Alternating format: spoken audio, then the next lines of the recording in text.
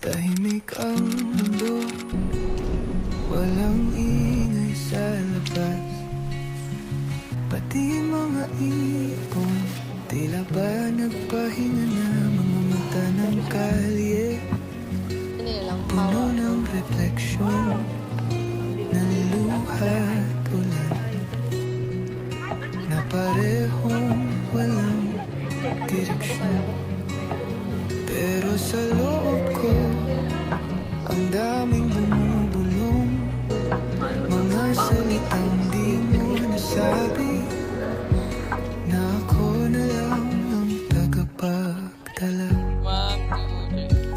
Tahimik ang mundo, pero hindi ang puso. Sa bawat segundo, ikaw ang laman nito. Tahimik ang gabi, pero gising ang alaala. Kahit walang tunog, sumisigaw ka sa katahimikan. Kalsadang basa,